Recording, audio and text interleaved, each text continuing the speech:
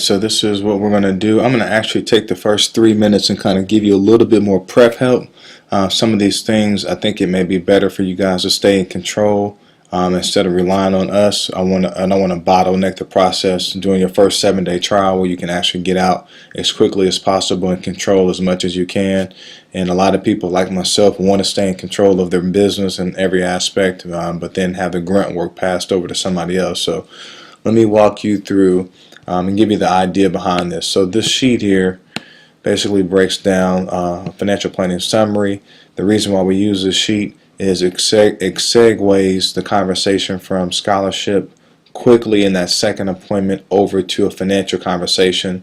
So we try to have all that kind of tied into the beginning portion of the document to go ahead and present the value of our illustrations, or however you go about presenting your financial products.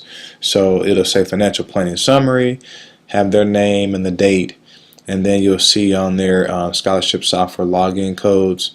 Now, of course, when you talk to them, in order to do everything to be compliant, you have to explain to them that you are an affiliate with College Coaching Network, but you also are a financial advisor, that you actually help them with their insurance, investments, yada. And so just let them know that what you do as an affiliate with College Coaching Network is allowing you to help people get into the software, have the SAGE scholarship money. It doesn't cost them anything to be involved in that program, but also if there's anything that you can help them out with financially, then you do work for XYZ company, and you wanted to let them know that if there's anything that you see that could potentially help them out financially, you want to get their permission to make those recommendations. So in order to be in compliance, you have to make sure that both of those are disclosed up front to the client, so that they understand that one portion is something you're giving them. You're not charging them any fees for the college piece. It's something you're giving them, and now that you're in front of them, if you can offer them other services as a way of kind of showing them things that they may not have considered, then you can take that college affiliate hat off, and I'll become the financial advisor that can make recommendations and stuff like that. So just make sure you always explain that up front. I know I'm beating that with a lot, but just do that so you can make sure you stay within compliance. Those are the rules. So anyway, when you build this sheet out, they'll have the scholarship software login code, which is their email address and their password. And so in order for them to go out to the website, they'll need to go to our website, which is, go here real quick, collegecoachingnetwork.com.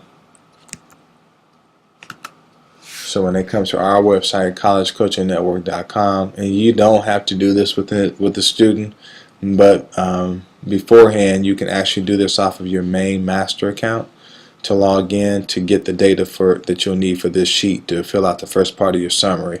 But you can go to scholarship software login, click login, and then just put in, you can put in theirs, or you can just put in your main, which I would just use yours because you're going to use it on an ongoing basis.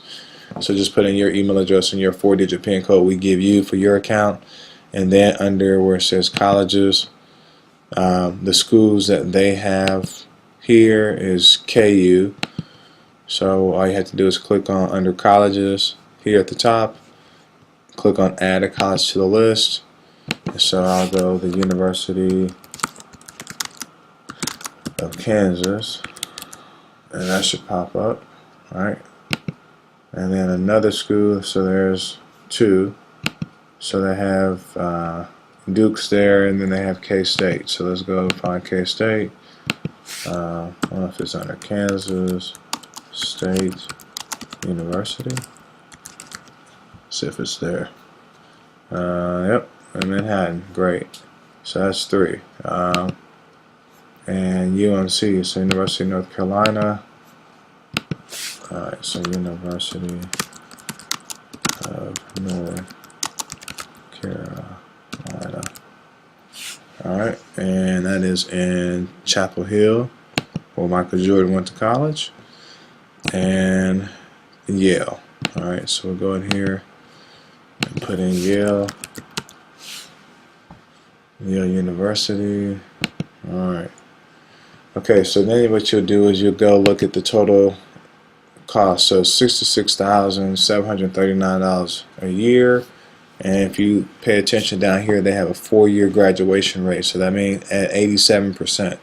So that means we're going to take that $66,739 times 4 years. So it's going to cost $266,956. So $266,956, and they have $25,000 saved. And so currently I'm going to take that number minus 25,000 minus 266 plus 25. Alright, minus 25,000, 241,000 short. 241,956 short. So K-State, let's go back to that list, and K-State is 22,000. And you can go out of state if they don't live in Kansas. This person does live in Kansas, so 22. But if they're out of state, then use the out of state number times. Now their graduation rate is 26% in 4 years. So if we see it under 50%, there's a high probability that it's going to take them 5 years to graduate. So I'm going to take that 22,496 times 5. So 112,480. So 100. So cost, graduation cost, not just annual cost. 480 minus 25,000, 87,000, 480, and I'm just gonna, and you get the gist of it. So I'm not gonna fill all those out right now, but you get what I'm up to. Actually, I'll do Duke, and then that's it. So because I want to keep this video short, so let me go back here, and let's go here to Duke. I just did Duke. I think I put him under the wrong category, so that was KU that I put where Duke should go. Alright, let's copy that. I'm telling you, I'm catching my own mistakes here, so let me. Alright. I don't want to do that, so cancel that. Alright, so let's go to KU. Let's look at KU. Back to college list, and let's go to University of Kansas. 24,117. 24,117 times 36% for your graduation rate, so we'll take that times 5. 120,585. Alright. 120,585 minus 25,000 that they have saved. So they're short about 95 grand. So they see that they have a problem, and they see how short they are. 585. Alright, awesome. Alright, so now when you go through this, you say, hey, I've got your scholarship software login codes here, which is your email address, and the 4-digit PIN code that's here. We also email that over to you. Your graduation cost for KU is $120,585. And you may want to put a parentheses there and just put 5 and just say, hey, we figured that it's going to take about 5 years to graduate because their graduation numbers are under 50%. Duke, and the same thing for K-State. And Duke, we see that happening in 4 years because they have over a 50% 4-year graduation rate.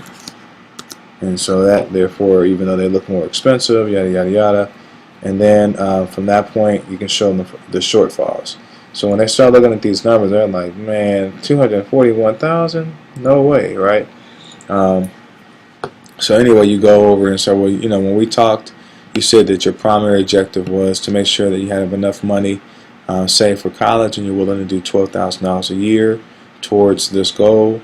And then you want to take advantage of any kind of merit-based opportunities by applying for scholarships, endowment funds. You want to take advantage of those. and then selecting the best schools that are have the best interest in line for your student, and then your secondary objectives. And you can just kind of fill these out as you talk to them. You can write down notes and then fill this out as you go, or just use the standard ones we have in here. But you need systems for maximizing scholarship opportunities. You want to look at getting life insurance or looking at options for your life insurance. Needs more insight on retirement planning, and only has life insurance on the job, and doesn't have a life insurance outside your job. So, and you may want to replace needs life insurance to only has life insurance on the job, yada yada yada. So then what you can do is go down to this one. So now that this is filled out, let me run through this real quick. Try to do this in about 3 or 4 minutes, like I'm going out to their house. So I sit down with them, say, hey, I'm excited about being able to come back out. I've done a lot of research, just kind of making sure we got everything set up for you. So I've got your scholarship login codes here. So here's this financial planning summary, and it breaks down that your username is your email address, and your passcode or password is your 4-digit PIN code, 4790. And so you gave us your top 5 colleges.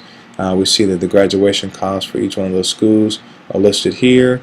How much you have saved is listed there, and then it shows you how much you're still going to need to have, so where you're short. And so the software can help you out with trying to come up with the shortfall. And then I've got some financial recommendations I want to make to you as well. Is that okay? So your primary objectives was you want to make sure you had enough money saved for college, and so you're willing to do $12,000 a year in savings for that. Take advantage of your merit-based opportunities by applying for scholarships, endowments, and then selecting the best school that's a good fit. And then secondary objective is making sure you maximize scholarship opportunities, looking at life insurance options, making sure you have a good insight on your retirement planning so you don't deplete all your retirement funds, sending your child to college, and then looking at maybe a portable policy that you can use that's outside of your job, right?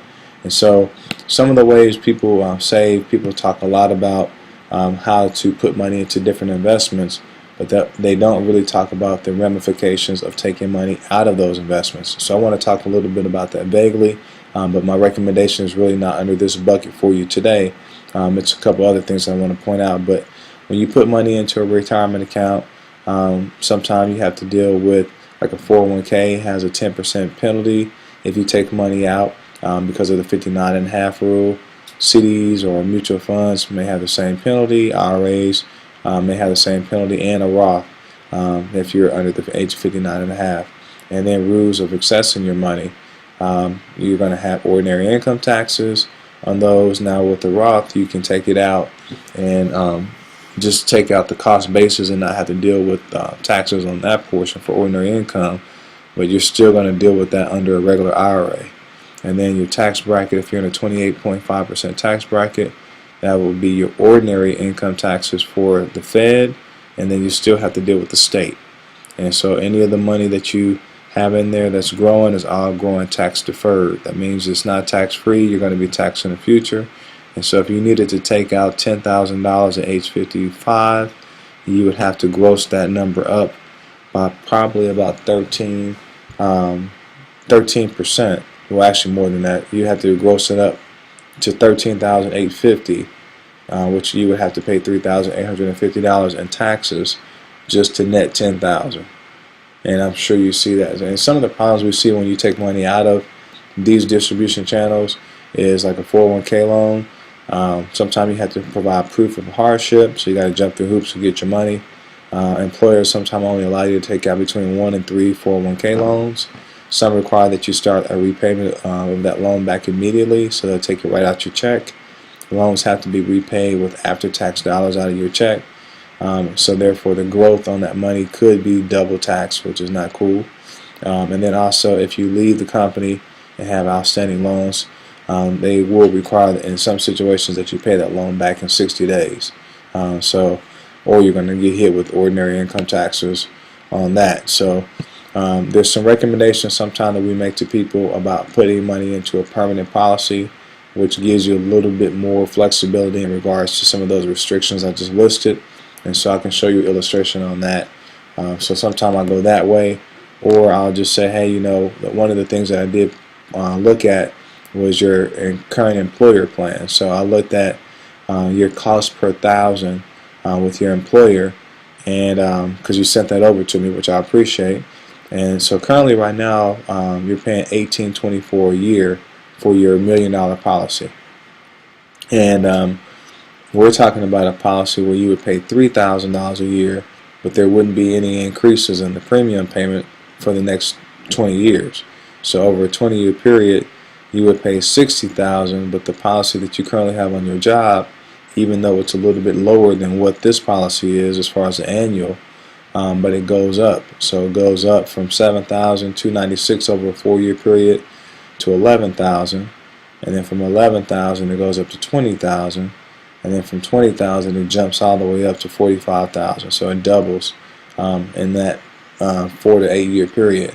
And so you're going to pay about $85,248 total in your employer plan, but in this outside policy you would actually pay $60,000. So that would put about $25,000 more back in your pocket, which could help offset some of the obligations that you have up here as far as your shortfall. And so those are just some of the things that we see that you could maybe move some things around that will ultimately help you in the future to reduce either the student loans that your son or daughter is paying back, or it can help you beef up your retirement accounts too. So that's one of them. Also, you were saying that you were looking to save $12,000 a year. What I'd like to do is see if we can help you establish a Roth IRA, and therefore, because you make too much money, we can actually set it up where we can help you do an after-tax 401k on your job and look at ways that we can actually put that money into a Roth IRA on the back end. And I didn't know if you had any money that was in an orphan 401k. I didn't see anything there. Do you have an old 401k? Oh, you do? Awesome. So is anybody helping you manage that? Do you know what your rate of return is on that 401k? Don't have you just open up the statement and look at it, okay? Well, what we can do is actually help you manage that, and you can maybe give us an opportunity to run like a Morningstar report, and we can show you kind of what the internal cost is with your 401k, and maybe we can show you if there's ways we can help you reduce the cost, and also maybe get you a better return than what you're currently getting, or just give you more active management so your losses, if the market goes against you, is not as bad as the S&P. Okay, so that's pretty much what I do, and from that point I say, okay, great, what we want to do is just see if you qualify health-wise, because when you get a group insurance policy, that's a standard, normally a standard rating for everybody. Everybody gets the same rating because you're under a group policy. But are you pretty healthy? Okay, you are. Okay, great. So what I want to do is just go over some quick health questions with you, and then we can see if we can get you a preferred rating, which will actually take your payments down compared to what you're paying right now. And then from that point, we can get you to where you have $25,000 potentially saved over the 20-year period in premiums. But then we can also put you in a position where when you retire, your policy is going to be yours, and it's not restricted to just the company insurance policy as an employee. But when you retire, you can keep it. If you ever leave the company between now and retirement, you can still have that policy, and it has a conversion, so you can convert that term policy over to a permanent policy and have a policy that will be there with you for the rest of your life. So we can have that conversation too. So let me just go through some health questions with you. First of all, I got your name at John Doe. Who do you want to be the beneficiary of this policy? And I always go to the beneficiary close and get that information, and then just go through the app. So that's pretty much how you transition into that. I do want to point out, because at this point you don't want to focus on being the software guru. You don't know it enough. So just make sure you leave behind the syllabus. The syllabus is how to navigate the software. It talks about how to confirm your email and password, log into the software, go to the dashboard, select college roadmap, follow the 10-step roadmap system along with the video training. Make sure you sync your cell phone to manage notifications, upload the ACT testing scores into the software, and the list goes on. So leave this behind along with that financial planning summary, which is going to give them a breakout of basically all that you're kind of recommending to them, giving them an overview of what the cost is for the schools that they're looking at having their student go to, what they've saved, and the shortfall. All right, and so this should hopefully give you greater insight of kind of how to. Now you guys know that once you get all the information and you come back for the second appointment, if you know what you're doing, you should know how to present the financial planning side better than I do. I'm just trying to show you how to transition from the college conversation into what you already know how to do. This system will put you in front of the people, get you the referrals, allow you to be able to offer a service that really very few people have. No one has it at the degree that we do it. And then being able to have that conversation that can transition them into getting help for college, now also being able to help them with financial planning. So that's all I have. I'm grateful again for you guys going through this day. We're going to jump over to day number 6 and then 7, and then we'll see what happens. I'm very excited for you and want to see you do very well in this niche. Have a great day.